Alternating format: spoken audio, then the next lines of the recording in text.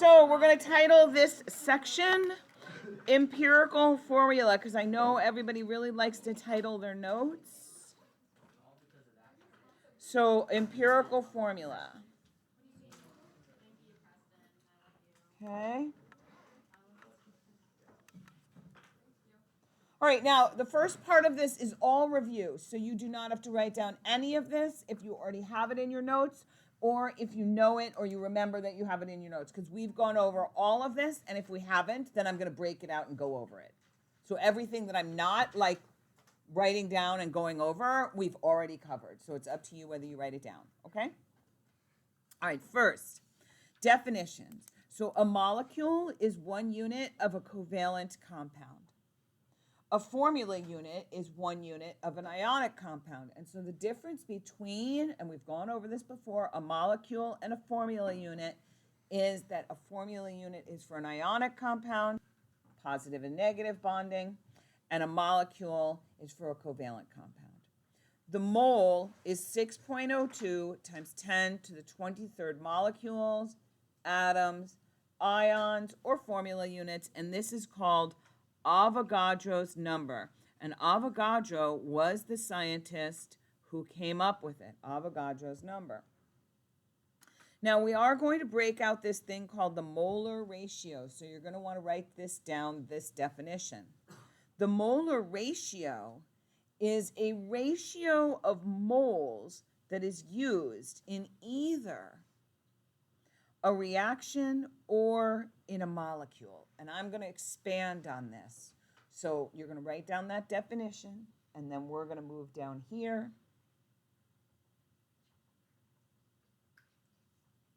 And I'm going to expand on this down here a little bit, okay?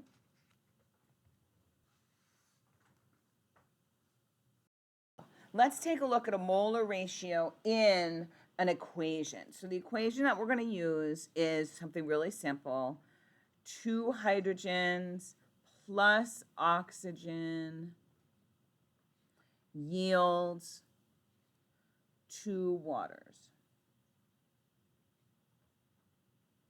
Okay, now the coefficients in this equation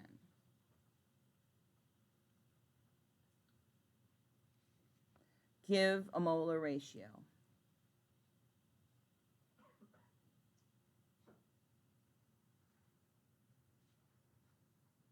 And that molar ratio looks like this. 2 moles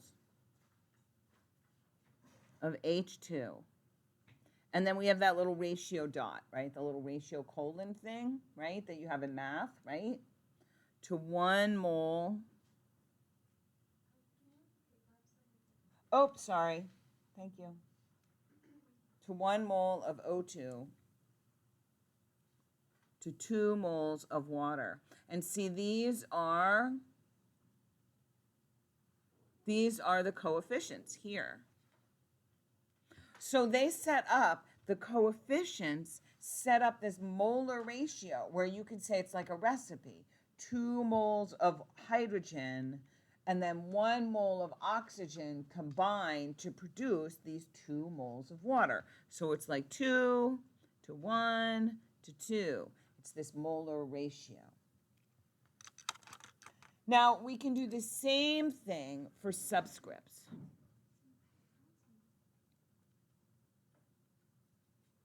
Subscripts in a molecule also give a molar ratio. So we want to take a look at that.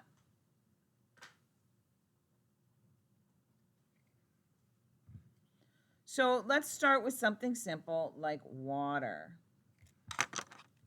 This would be 2 moles of hydrogen to 1 mole of oxygen, or 2 hydrogens to 1 oxygen.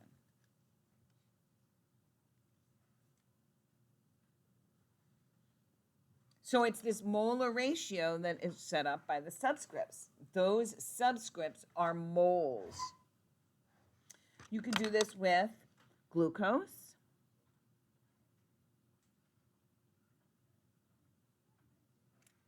And in this case, 6 moles of carbon, 12 moles of hydrogen, and then 6 moles of oxygen.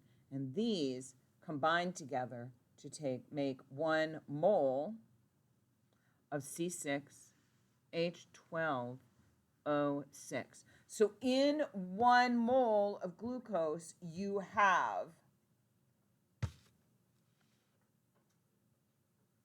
6 moles of carbon, 12 moles of hydrogen, and 6 moles of oxygen. Sorry about that. Yeah. Glucose is sugar, basically, right? And you recognize it from biology. So the molar ratio here would be 6 carbons to 12 hydrogens, to 12 hydrogens, fat hydrogens, to 6 oxygens. Okay?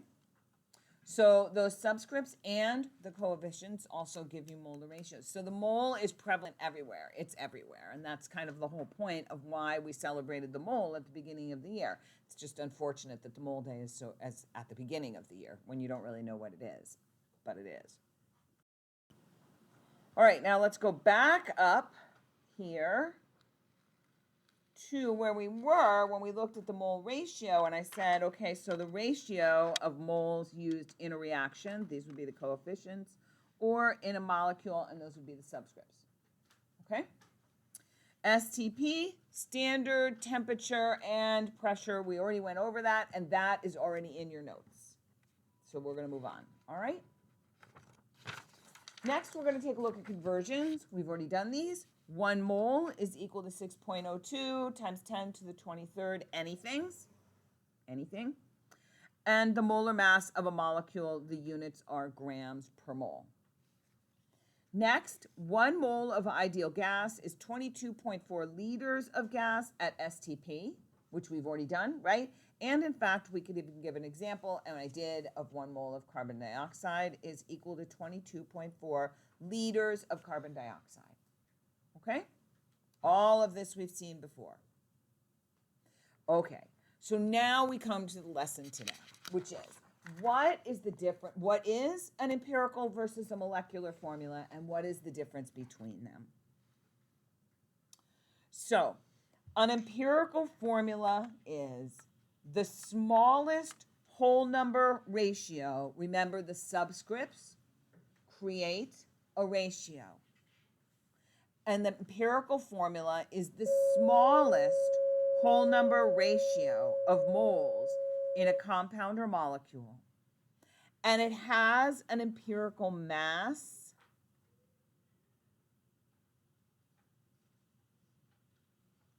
which is the mass of that formula. And I'm going to give you examples and show you all about this, all right?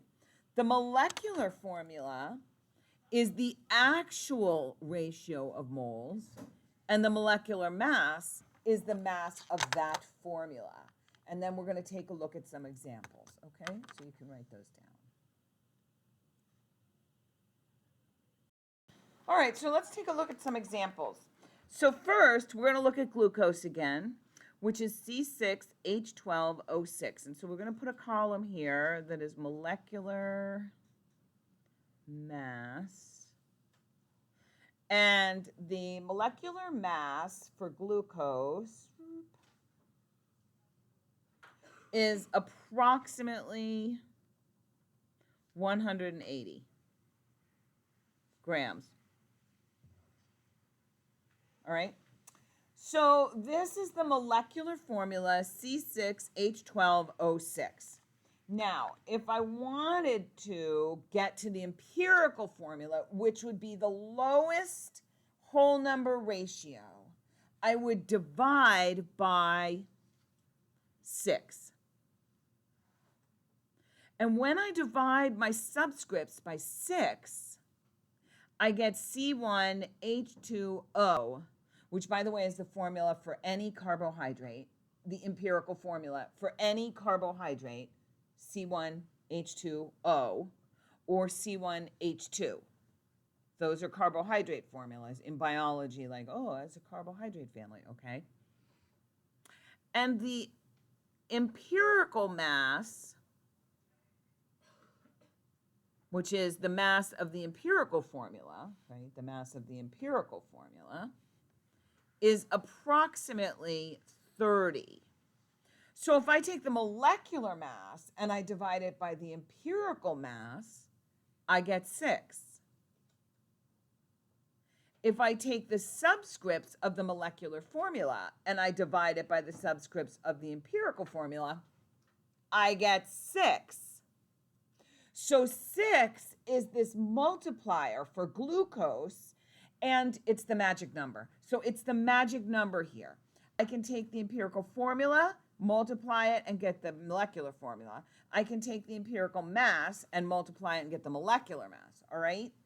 Which makes sense when you think about it. If I multiply the formula by 6, then of course I'm going to multiply the mass times 6 and get the mass, right? So they're all connected through this multiplier. So let's look at another one. This is hydrogen peroxide. The molecular mass is approximately 34. So the multiplier is 2. And the empirical mass is approximately 17. So that works. See, 16 plus 1 is 17. 2 plus 32 is 34. Questions?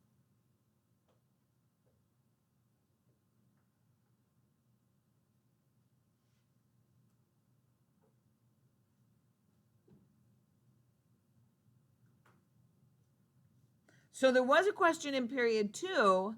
I don't understand what you're adding up. Where are you getting these numbers, 30 and 34? Is that a good question? Oh, molar masses. 1.01 plus 1.01 plus 16 plus 16, 34. Hydrogen is 1 and oxygen is 16, 17. Right? Does that explain it? I'm just adding up the molar masses. Does that make sense?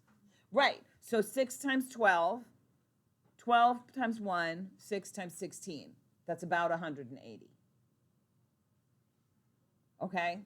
I'm just approximating, like I'm rounding off. Everybody all right? Are you rounding off by like the full number? Yeah. Like if this is actually 180.18. Carlo, get up and go get some water. 180.18. He's trying. He just can't. He just can't. He can't. Go walk. Go do some jumping jacks. All right. 180. It's bad after lunch. If you eat too many carbohydrates for lunch, if you eat too many CH2Os for lunch, see that? If you eat too many CH2Os, and what are they? Glucose and sucrose and pastas that turn into fructose.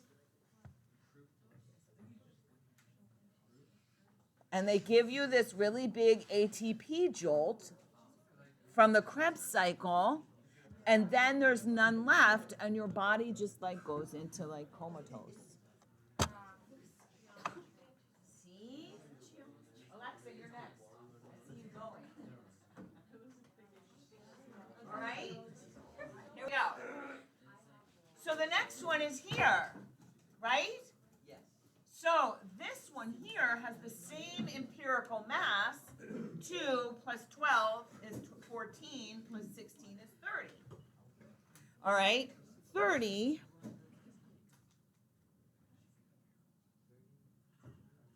And then what's the magic number here?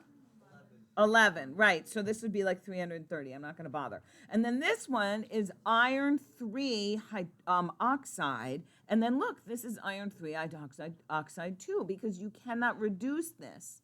So the multiplier here is 1. They have both the same molecular and empirical formula. Okay? Questions?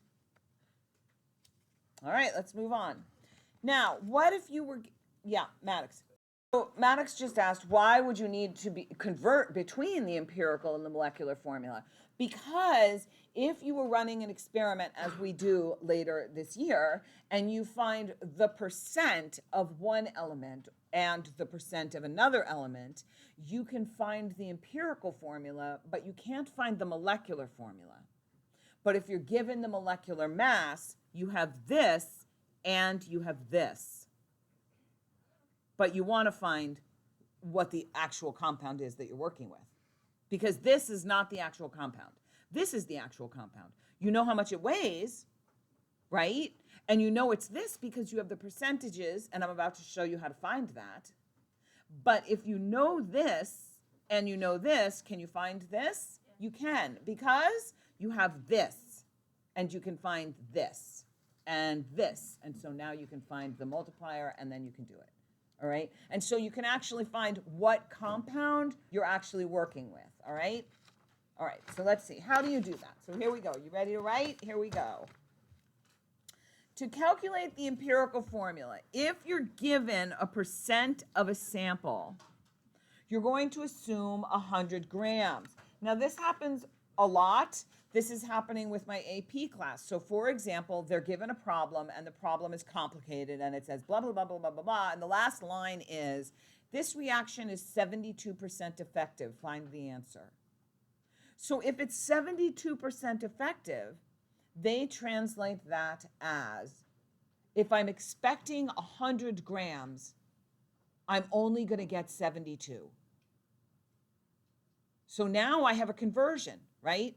And the conversion is 100 grams expected gives me 72 grams. Now there's a conversion, a top and a bottom, right? And they can use that to get 72%. So when you're given a percent of a sample, assume 100 grams or assume 100 students. 56% of my students go on at some point to take more chemistry. Okay, good. So how many students is that? Well, if I assume 100 students, it's 56 students. Assume 100 something, and it converts your percent to whatever it is. So now I have grams. The next step is to convert my grams to moles, because what am I ultimately looking for? My molar ratio. My molar ratio. I'm only going to calculate the empirical formula today, not the molecular formula. We're going to do that later. Today, we're only going to calculate the empirical formula. So what I'm looking for is the lowest, the smallest whole number ratio. So I'm going to convert my grams to moles. I'm halfway there. I now have the moles of each element that are in the compound. Now I need to find the ratio of the moles. There is a mathematical way to find a ratio between things. You divide the smallest number of the moles into all of them. That makes your smallest one 1. So now you could have like 3 to 2.25 to 1. You could have 4 to 1.5 to 1. But you always have the smallest one has now become 1 because you divided it by itself. The next thing is you round to the nearest whole number by multiplication. I don't know how to say that in math speak, but I'll show you how to do it. So in other words, if it's 1.5, you're going to multiply them all by 2, because 1.5 times 1.5 is 3. Okay? You can't add. You can't say like, okay, just add 0.5. No, you have to do it by multiplication. All right? All right, here we go. Here is your example. What is the empirical formula of a compound with 36.84% nitrogen and 63.16% oxygen? First, these elements are not diatomic because they are bounded to each other. So remember, they have to be bonded to each other. Remember, they have to be bonded to something. These elements are bonded to each other, so they don't come as diatomic elements, all right? So step 1, assume 100 grams. When I do that, I get 36.84 grams of nitrogen, and I get 63.16 grams of oxygen.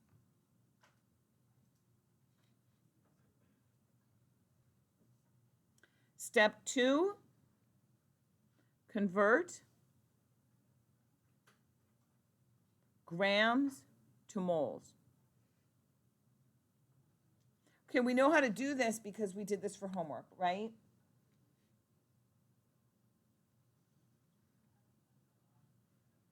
So in this one, what goes down?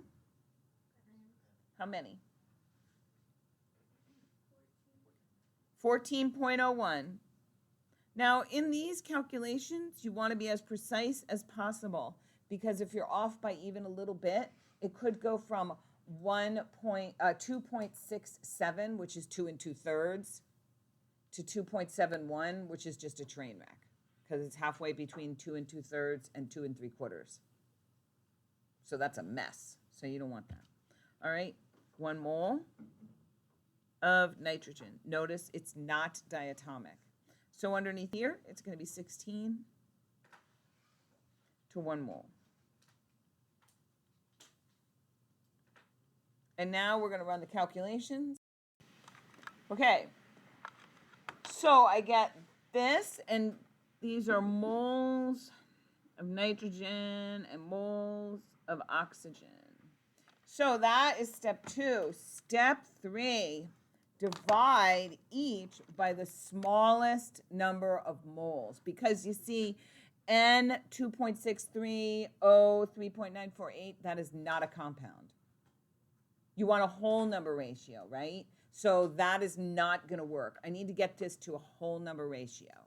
So the first thing I'm going to do is I'm going to make this one into 1 by dividing it by itself.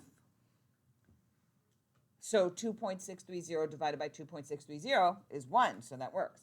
Next, I'm going to divide this by 2.630, and that gives me 1.5. So I'm getting closer to a whole number ratio because I divided them out and I got them both set to 1. All right, so now ultimately what I have is N1O1.5. That still is no good. Right? That's not good. You can't have a compound that looks like that. But what do I need to do to make that look right? I'm going to multiply by what? By 2. I'm just going to multiply both of these by 2. And when I do that, I get N2O3. And that is the lowest whole number ratio that I can come up with between these two. Yes. I need a pass. Between these two. Yes. Why did you use 2.6 to divide both of them? Because when I do that, it sets this one to 1, and then this one to something else to the 1. So you always use like the... Always use the smallest one. Correct. Kelsey. Yep, always use the smallest one. Yeah. Wait, so why did you multiply by 2? Because 1.5 times 2 is 3. So I got to get rid of the 1.5 here. Oh, okay. So just to make a whole number. Yes, I just need them both to be whole numbers, right? Right.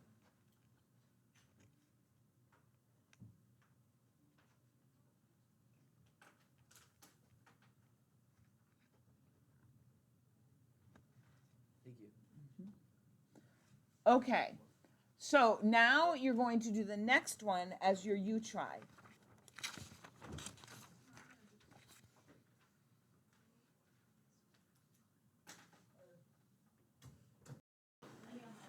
So here is the answer.